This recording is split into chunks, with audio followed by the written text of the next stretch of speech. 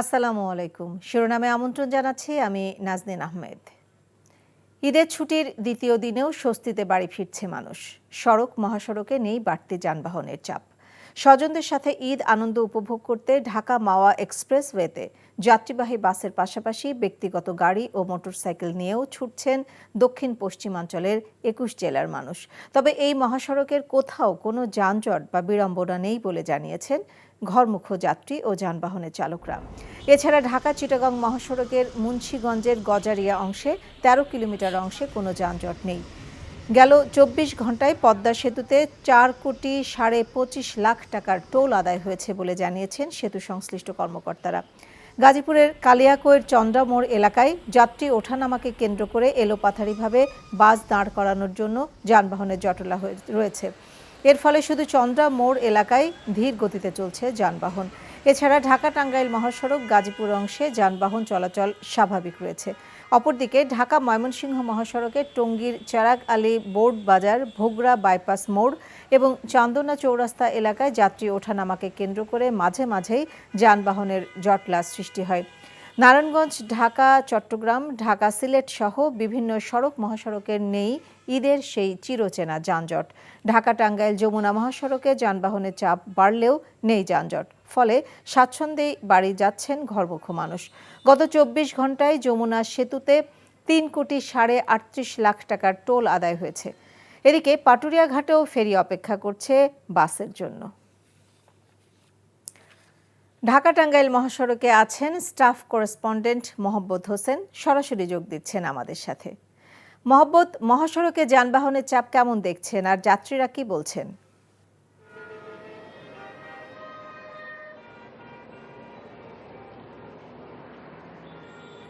নাজনীন, ধন্যবাদ। ঢাকা টাঙ্গাইল যমুনা সেতু মহাসড়কে যানবাহনের সংখ্যা বেড়েছে অনেক, কিন্তু মহাসড়কে কিন্তু তেমন কোনো চাপ আমরা লক্ষ্য করিনি। আমি মহাসড়কে বিভিন্ন স্থানে ঘুরে দেখেছি সকাল থেকেই। মোটামুটি যানবাহনগুলো অনায়াসে এবং স্বস্তিতেই চলাফেরা করছে।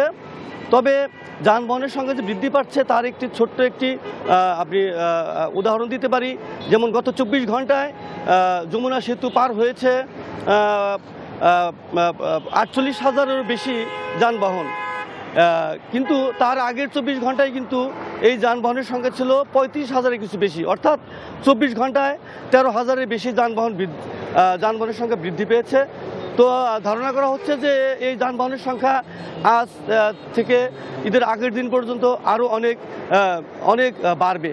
তো এর পাশাপাশি আমি আরেকটি বিষয় আপনাকে জানিয়ে রাখতে চাই যে এই মহাসড়কে কিন্তু যে ঈদ যাত্রায় কিন্তু পুলিশের প্রশাসন থেকে কিন্তু বরাবরই যে ব্যবস্থা নেওয়া হয়, এবারও তাই নেওয়া হয়েছে।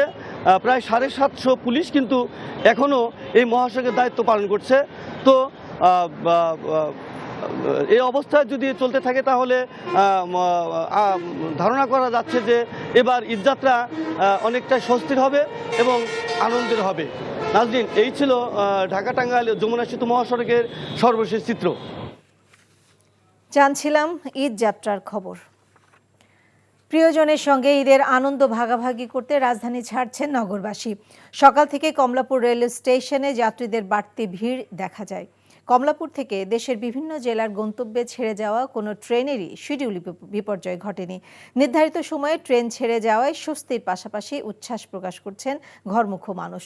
যাত্রীদের অতিরিক্ত চাপ এড়াতে বিনা টিকিটে কাউকে স্টেশনের ভেতরে প্রবেশ করতে দেয়া হচ্ছে না। যাত্রীদের নিরাপত্তা নিশ্চিত করতে কমলাপুর রেল স্টেশনে র্যাব সহ আইনশৃঙ্খলা বাহিনীর বাড়তি সদস্য মোতায়েন করা হয়েছে।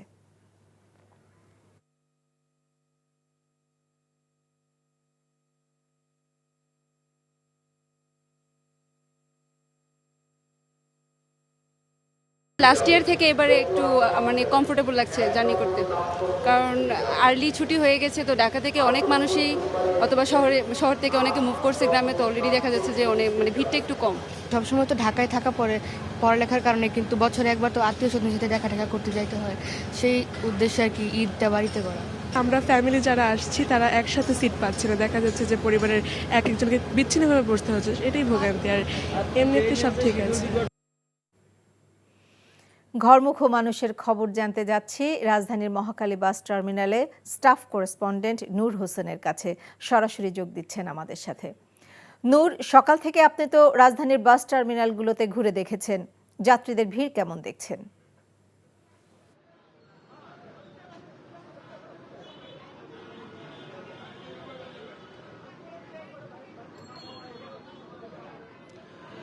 নাজনীন, চাঁদ দেখা সাপেক্ষে আগামী সোমবার পবিত্র ঈদ উল ফিতর উদযাপিত হতে পারে এবং এই ঈদের আনন্দ ভাগাভাগি করতে বিগত কয়েকদিন ধরে রাজধানীবাসী পরিজনের কাছে গ্রামের বাড়িতে ফিরতে শুরু করেছেন, যাত্রা শুরু করেছেন এবং আজকেও রাজধানীর বিভিন্ন বাস টার্মিনাল আমরা সকাল থেকে ঘুরে দেখেছি।